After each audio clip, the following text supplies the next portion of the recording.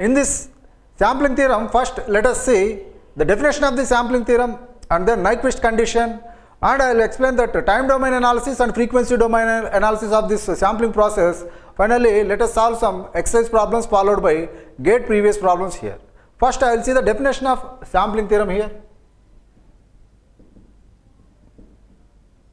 The definition of sampling theorem says that a band limited signal with highest frequency component Fm, for example, any arbitrary signal x of t with highest frequency component Fm, can be completely reconstructed with the knowledge of its samples, which are uniformly taken at the rate of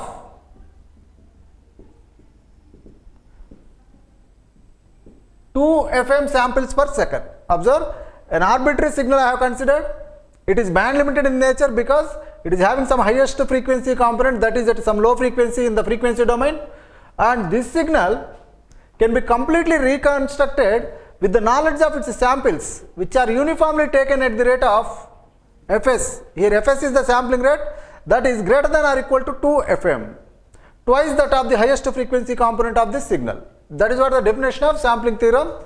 A band limited signal can be completely reconstructed with the knowledge of its samples uniformly taken at the rate of 2 Fm samples per second. That is what the Nyquist condition here. Fs greater than or equal to 2 Fm, where Fm is highest frequency component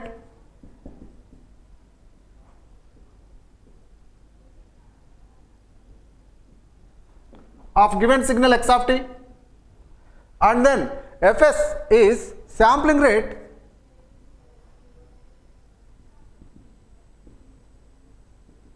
or we can say sampling frequency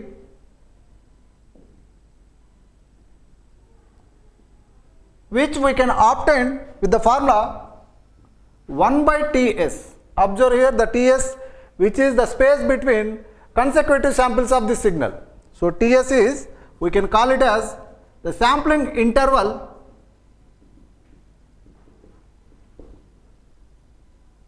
or sampling duration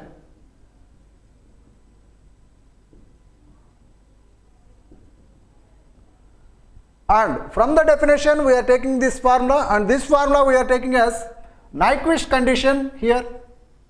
This is the Nyquist condition,